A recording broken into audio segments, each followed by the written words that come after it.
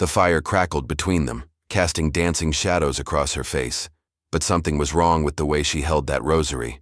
Clyde had found her an hour ago, kneeling beside a dead horse in the middle of nowhere. Her black habit torn at the shoulder, beads scattered in the sand like fallen stars. She claimed to be Sister Rosalie Dean from the mission at San Miguel, but no mission sent their nuns traveling alone through Apache territory at night. She thanked him for the rescue with words that sounded rehearsed, yet her eyes held secrets that made his skin crawl with something between fear and fascination. When he asked how she survived 3 days without water, she simply smiled and said, "God provides." But her lips weren't cracked, her skin wasn't sunburned, and her hands were too soft for someone who'd been clawing through desert sand. The strangest part wasn't her perfect appearance or her convenient story. It was the way she watched him when she thought he wasn't looking, studying his movements like she was memorizing something important. And when the wind shifted, carrying the scent of smoke from distant fires, she didn't ask what was burning. She already knew. Clyde poked the fire, sending sparks spiraling into the star-filled sky, and tried to shake the feeling that finding her wasn't luck at all, because in his saddlebags, wrapped in oiled cloth, was a letter with her name on it. A letter he'd never seen before tonight, written in handwriting he didn't recognize, containing information about his burned ranch that only 3 people in the territory should have known. But Sister Rosalie Dean was supposed to be dead, according to the mission records he'd checked 2 months ago. The letter felt heavier than it should have as Clyde's fingers traced its edges through the leather saddlebag. Sister Rosalie sat perfectly still across the fire, her hands folded in prayer, but her eyes remained open, fixed on him with an intensity that made his chest tighten. The flames illuminated the delicate curve of her neck where her habit had slipped, revealing skin that glowed like polished ivory in the firelight. "You seem troubled, Mr. Baxter," she said softly, her voice carrying a richness that didn't belong to any nun he'd ever met. "Perhaps confession would ease your burden." He jerked his hand away from the saddlebag. She knew his name, though he'd never given it. The realization hit him like cold water, but before he could respond, she shifted closer to the fire, and he caught the scent of jasmine mingling with wood smoke. No woman who'd spent days in the desert should smell of flowers. "How do you know my name?" Word travels fast in small territories. Her fingers worked the rosary beads with practiced precision, but he noticed she moved them in the wrong direction, counterclockwise instead of the traditional path of prayer, especially about men who've lost everything to fire. The muscles in his jaw clenched. His ranch had burned 3 weeks ago while he was in town buying supplies. When he returned, nothing remained but ash and the acrid smell of kerosene, the kind of fire that burned too hot, too fast, too deliberate, the kind that required planning. "Tell me about the mission at San Miguel," he said, testing her story like a man probing a wound. "Beautiful place. Stone walls thick enough to keep out the world's temptations." She looked directly at him, and her smile carried something that made his blood run warm despite the desert chill. "Though I've found that the strongest walls are often the easiest to breach, don't you think?" The way she spoke about temptation made him think of things that had nothing to do with prayer. Her lips formed each word with deliberate care, and when she moistened them with the tip of her tongue, he found himself leaning forward without realizing it. "What brought you to the desert, sister?" "The same thing that brought you, I suspect. The search for truth." She stood gracefully, moving around the fire toward him, her habit whispering against the sand. "Though sometimes we find more than we bargained for." When she knelt beside him, close enough that he could feel the warmth radiating from her body, she reached into her habit and withdrew something that made his heart stop. A piece of charred wood from his ranch, carved with his father's initials. "Tell me, Clyde," she whispered, her breath warm against his ear. "Do you believe in divine justice?" The charred wood fell from Clyde's trembling fingers into the sand.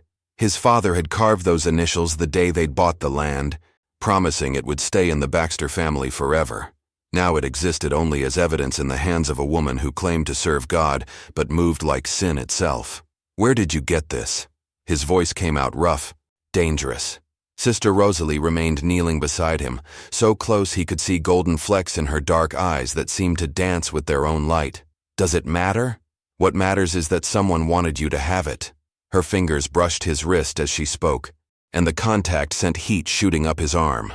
"Someone who knows exactly what you've lost. You're no nun." The words escaped before he could stop them, carrying 3 weeks of rage and confusion. Nuns don't travel alone through Apache country. They don't survive in the desert without water. And they sure as hell don't carry evidence from burned ranches. Instead of denying it, she smiled, and the expression transformed her face from beautiful to absolutely dangerous. What gave me away? The jasmine oil, or the fact that I haven't asked you to pray with me once?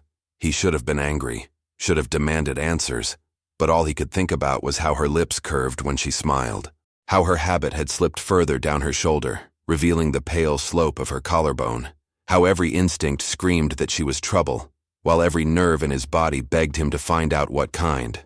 Who are you really? Someone who's been looking for you, Clyde Baxter. Someone who knows that 3 men burned your ranch while you were buying supplies that coincidentally took twice as long to load as usual. She traced patterns in the sand between them, her movements hypnotic in the firelight. Someone who knows you've been asking questions in every saloon from here to Tucson, looking for those men. The truth hit him like a physical blow. You know who burned my ranch. I know many things. She leaned closer, and he caught another wave of that intoxicating jasmine scent. I know Thomas Kellerman paid your supplier to delay you that day. I know Marcus Wade provided the kerosene. And I know Samuel Cross lit the match that destroyed everything your father built. 3 names he'd been hunting for weeks, delivered by a woman dressed as a nun in the middle of the desert. It was too convenient, too perfect. But the way she spoke them, with quiet certainty and something that looked like sympathy, made him believe every word. Why tell me this? Her hand moved to rest against his chest, directly over his heart, and he felt the world shift beneath him. Because, Clyde, sometimes God's justice requires very human hands. Her hand remained pressed against his chest, feeling the rapid drumbeat of his heart beneath her palm. The heat of her touch seemed to burn through his shirt, branding him with a need that had nothing to do with vengeance, and everything to do with the way she looked at him like she could see straight into his soul. Justice, he repeated, his voice barely above a whisper. What kind of justice? The kind that balances scales. She withdrew her hand slowly, deliberately, letting her fingers trail down his chest before pulling away completely. Thomas Kellerman owns half the banks in the territory. Marcus Wade supplies water to every ranch within 50 miles. Samuel Cross controls the telegraph lines. She stood and began pacing around the fire, her movements fluid and predatory. Separately, they're successful men with spotless reputations. Together, they've been systematically destroying small ranchers for 2 years, buying the land for pennies after convenient accidents. The pieces clicked together in his mind like chambers in a revolver. My father's ranch wasn't the first, the 7th. She stopped directly across from him, fire dancing between them. But it will be the last, if you're willing to help me stop them. Help you? He stood, closing some of the distance between them. Lady, I don't even know your real name. For all I know, you're working with them. The laugh that escaped her lips was rich and dangerous. If I were working with them, Clyde, you'd already be dead. They ordered your elimination 3 days ago. She reached into her habit again and pulled out a folded paper. $50 for the man who brings them proof of your death. The bounty poster bore his name and a rough sketch of his face. Someone had drawn an X across his forehead in red ink. His hands clenched into fists as the reality sank in. He wasn't just hunting them anymore. They were hunting him. My real name is Rose Delacroix. I was engaged to marry Samuel Cross 2 months ago.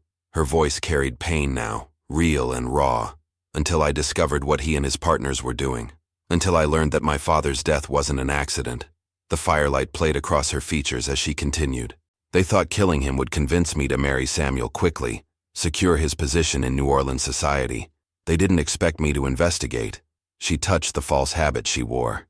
They certainly didn't expect me to disappear from my own engagement party and track them across 3 states. So you're not seeking divine justice. You want revenge. I want both. She moved closer again, and this time when she looked at him, he saw something that made his breath catch. Vulnerability hidden beneath all that dangerous beauty. But I can't do it alone. They're too powerful, too connected.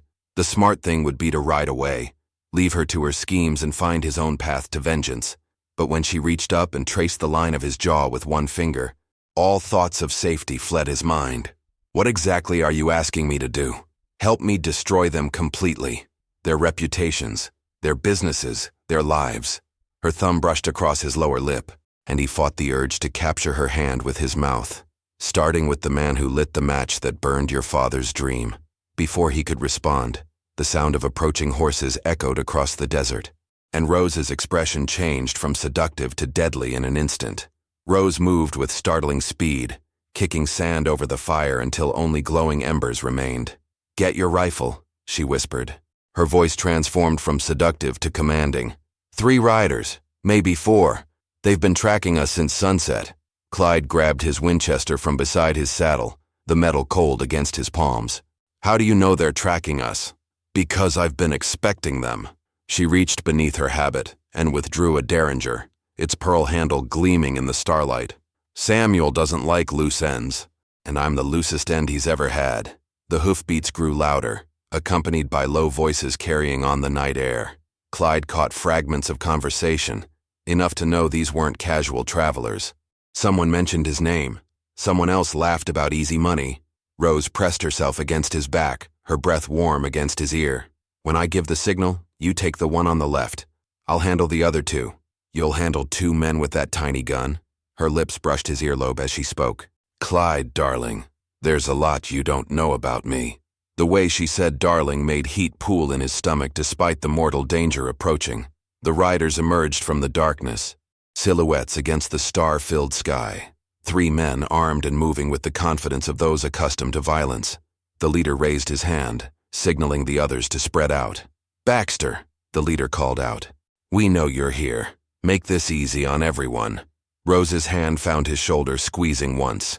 He could feel the tension in her body, coiled like a spring ready to release. "Remember," she breathed. "The one on the left." "What about the woman?" one of the riders asked. "Cross said to bring proof that Baxter's dead. Didn't say nothing about witnesses." The leader's laugh was cold and ugly. "Shame to waste such a pretty nun." Though, that's when Rose moved. She stepped out from behind Clyde, her hands raised as if in surrender, the derringer hidden in her palm. "Please, gentlemen, I'm just a sister of mercy. This man offered me protection from the elements." The leader relaxed slightly, which was exactly what she wanted. "Sister, you picked the wrong protector. Step aside." "Of course." She moved closer to them, each step calculated and graceful. "But first, might I offer a prayer for your souls?" The leader laughed. "Lady, where we're sending your friend, prayers won't help." "You're right." Rose's voice dropped to barely audible. "They won't." The derringer appeared in her hand like magic, and her first shot took the leader in the chest before he could draw. Clyde's rifle barked almost simultaneously, dropping the rider on the left. The third man wheeled his horse, trying to flee, but Rose's second shot caught him in the back. 3 men dead in less than 10 seconds. Clyde stared at her in amazement and growing unease. This wasn't luck or desperation. This was professional expertise. "Where did you learn to shoot like that?" Rose walked to where the leader had fallen, retrieving something from his jacket pocket. "I told you, Clyde. There's a lot you don't know about me." She held up a telegram, and even in the dim light, he could read Samuel Cross's signature at the bottom. "The question is," she continued, turning to face him with an expression that was equal parts beautiful and terrifying, "are you ready to learn?" The telegram crackled between Rose's fingers as she read it aloud by the pale starlight. "Target confirmed alive. Eliminate immediately. Payment on proof of death. No witnesses. Cross." She looked up at Clyde, and in her eyes he saw something that made his chest tighten. "He's escalating faster than I expected." Clyde holstered his rifle, mind racing. 3 dead men lay scattered around their camp, and this woman who'd appeared from nowhere had just demonstrated killing skills that belonged to someone far more dangerous than a grieving fiancé. "Who are you really, Rose?" She walked to her horse, a magnificent black mare that had been hidden in the shadows beyond the camp. From her saddlebags, she withdrew clothes that made his breath catch. Instead of the nun's habit, she pulled out a fitted black riding outfit that would showcase every curve of her body. "Turn around," she commanded softly. "What? Unless you want to see exactly how much of a nun I'm not." The challenge in her voice made heat rush through his veins. He forced himself to turn away, but he could hear every whisper of fabric as she changed clothes behind him. "I worked for the Pinkerton Detective Agency for 3 years. Her voice carried clearly in the desert air. "Specializing in infiltration and elimination of criminal organizations. My father wasn't just murdered, Clyde. He was investigating Cross and his partners for the government." The rustle of clothing continued, and he fought the urge to glance over his shoulder. So you're a federal agent? Was. Until I discovered my father's death was ordered by the same men who were paying my salary. Bitterness crept into her voice. Turns out Cross has friends in very high places. When I tried to report what I'd learned, I found myself charged with stealing evidence and marked for elimination. So you decided to handle it yourself. I decided to disappear and handle it myself. The sounds of dressing stopped. You can turn around now. He turned and nearly lost his ability to breathe. Gone was any pretense of religious modesty. Rose stood before him in form-fitting black leather that hugged every curve, her dark hair freed from the confines of the habit and falling in waves around her shoulders. She looked like a beautiful weapon, deadly and irresistible. Better? She asked, though her smile suggested she knew exactly what effect she was having on him. You're going to get us both killed. The words came out rougher than he intended. Probably. She stepped closer, close enough that he could see moonlight reflected in her eyes. But what a way to go.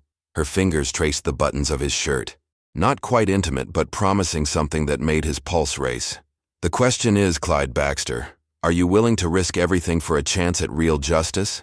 His hand covered hers, trapping it against his chest. What exactly are you proposing?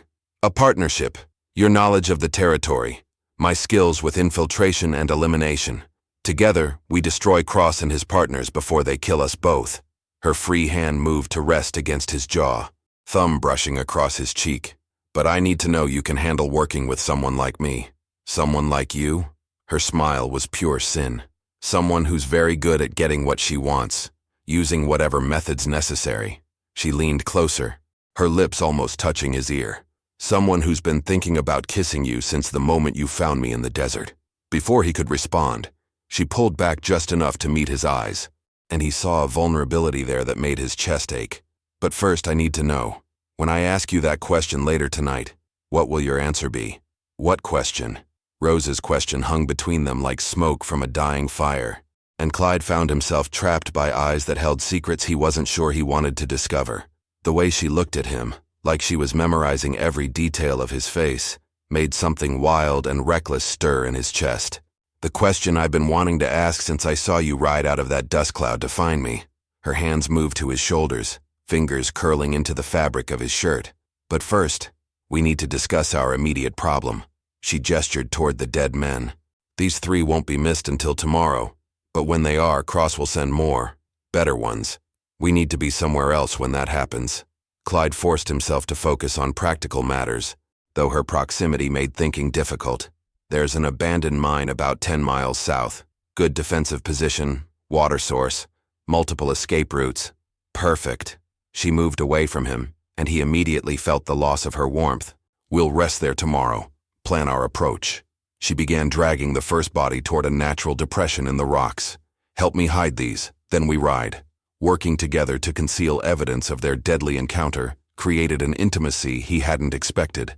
Their hands brushed as they moved rocks, their bodies pressed close as they maneuvered the bodies into position. Every accidental touch sent heat through his system, and from the way Rose's breathing changed when he leaned across her, he wasn't the only one affected. There, she said, stepping back to survey their work. By the time anyone finds them, we'll be long gone. The desert stretched endlessly around them, silver painted by moonlight and filled with the kind of silence that made whispered words seem loud. Rose walked to where he stood beside their horses, and something in her expression made his mouth go dry. Before we ride into whatever's waiting for us, she said softly, I need to know something important. She stepped closer, close enough that he could feel heat radiating from her body. I need to understand what kind of man you really are. Her hands moved to rest against his chest, and he could feel his heart hammering beneath her palms. Because what we're about to do together will require absolute trust. The kind of trust that means knowing someone completely. Rose, his voice came out rough. I've shown you who I really am, she continued, her voice dropping to barely above a whisper. I've killed 3 men in front of you. I've admitted to being a trained assassin seeking revenge. I've told you I'm wanted by the same government I once served. Her hands moved up to frame his face, thumbs tracing the line of his jaw. And yet, you're still here. The moment stretched between them, charged with possibilities that could destroy them both. When she spoke again, her words carried the weight of everything unspoken. So tell me, Clyde Baxter, she breathed, her lips so close to his that he could feel her words against his mouth. Do you fear me or desire me? The question from the title hung in the desert air between them, and every instinct he possessed screamed conflicting answers. For a heartbeat that lasted an eternity, Clyde stared into Rose's eyes and saw his own reflection caught between starlight and shadow. Her question hung in the air like a challenge, like a promise, like the most dangerous thing he'd ever heard. Both, he said finally, his voice rough with honesty. I should fear you. Any sane man would ride away from a woman who kills like breathing and lies like poetry. His hands came up to cover hers where they rested against his face. But I've never wanted anything more in my life than to find out what happens when I stop being sane. The smile that spread across her lips was radiant and terrible. That's exactly what I was hoping you'd say. When she kissed him, it was nothing like the gentle touches he'd imagined. Rose kissed him like she did everything else, with complete commitment and deadly precision. Her mouth was fire and whiskey, and promises that could destroy him. And he kissed her back with 3 weeks of grief and anger, and need that had been building since the moment he saw his father's ranch reduced to ash. When they finally broke apart, both breathing hard, she rested her forehead against his. We can't go back from this, Clyde. Once we ride together, once we trust each other completely, there's no pretending this is just about revenge. I know. His thumb traced the curve of her cheek, marveling at the softness of skin that belonged to hands capable of killing. But I need you to know something too. When this is over, when Cross and his partners are dead or destroyed, I don't want you to disappear into the night like some beautiful ghost. Her eyes searched his face. What are you saying? I'm saying I lost everything I thought mattered when they burned my ranch, my father's dream, my future, my place in the world. He pulled her closer, until there was no space between them. But maybe some things need to burn before you can build something better. Rose's hands fisted in his shirt. Clyde, what we're about to do, it's going to make us both criminals, federal fugitives. We'll never have a normal life. Since when has either of us been normal? He kissed her again, softer this time, but no less intense. Besides, I'd rather be a wanted man with you than a respectable man without you. The sound of distant thunder rolled across the desert, and Rose pulled back to scan the horizon. Not thunder, more riders, coming fast from the direction of town. Cross was sending reinforcements already. Time to go, she said, but her eyes never left his face. Are you ready for this? Really ready? Because once we start, we don't stop until every one of them is dead or ruined. Clyde swung up onto his horse, then reached down to help her mount. The feel of her hand in his, the trust implicit in the gesture, sealed something between them that felt more binding than any marriage vow. Let's finish what they started, he said. Rose smiled, and in that expression he saw the promise of justice, vengeance, and a future he'd never dared imagine. Samuel Cross has no idea what's coming for him. They rode south toward the abandoned mine, leaving behind the bodies of their enemies, and any pretense that either of them would emerge from this unchanged. In the distance the sound of pursuit grew louder, but for the first time since his world burned, Clyde Baxter wasn't running from his fate. He was riding toward it, with the most dangerous woman he'd ever met by his side. 6 months later, Clyde stood on the porch of his rebuilt ranch, watching Rose tend to the horses in the corral. The morning sun caught the gold in her hair, and he still felt that familiar surge of heat every time she looked at him with that knowing smile. The wanted posters bearing their names had been withdrawn 3 weeks ago. Amazing how quickly federal charges disappear when you present evidence of government corruption to the right newspaper editors. Rose's Pinkerton training had proven invaluable in documenting every bribe, every illegal land grab, every murder Cross and his partners had orchestrated. Samuel Cross had died in his jail cell, apparently by his own hand, though the guard had been mysteriously absent for exactly the time it took someone skilled to make murder look like suicide. Thomas Kellerman lost his banks when federal investigators seized his assets, and he'd fled to Mexico rather than face trial. Marcus Wade had been found dead in his well, shot twice in the back of the head by persons unknown. Justice, Rose had called it, divine and very human. The ranch was different now, bigger than before. They'd bought the surrounding properties from grateful families who'd been compensated for their losses, with money seized from Cross's accounts. What had once been his father's modest dream was now a thriving operation that employed half the territory. You're thinking too hard again, Rose said, walking up the porch steps with that fluid grace that still made his breath catch. She'd traded her black leathers for practical ranch clothes, but she still wore her guns. Some habits died hard, just thinking about how much has changed. He pulled her into his arms, marveling as always at how perfectly she fit against him. A year ago, I was just another small rancher trying to make ends meet. And now? Now I'm a reformed criminal who owns the biggest ranch in 3 counties. Married to the most dangerous woman in the territory. He kissed her temple, breathing in the scent of jasmine and gun oil that was uniquely Rose. Not exactly the life my father planned for me, but it's the life you chose. Her arms encircled his waist, and he felt the familiar warmth that came with her touch. No regrets? Clyde looked out at the land they'd built together, bought with blood and sealed with trust. In the distance, he could see their hired hands working the cattle, men who'd lost everything to cross his schemes and found new purpose here. Good men who asked no questions about their employer's past and earned loyalty through honest work. None, he said, meaning it completely. Though I do have one question I've been meaning to ask. Rose pulled back to look at him, eyebrow raised in the expression he'd learned meant trouble. Only one? He grinned, feeling younger than he had since before the fire. When strangers ride up asking about the owners of this place, and you smile that particular smile of yours, he traced the line of her jaw with one finger. Do you think they fear us or desire us? Rose's laugh was rich and warm and full of promises for their future. Both, she said, echoing his words from that night in the desert. And that's exactly how I like it. They kissed on the porch of their rebuilt dream. 2 dangerous people who'd found something worth being dangerous for. And Clyde knew his father would have been proud of what they'd built from the ashes. If you enjoyed this story, click the video on your screen now to watch another unforgettable Western tale, where courage and destiny collide in ways you never expected. Don't forget to subscribe and consider a super chat to help us keep bringing you more stories like these.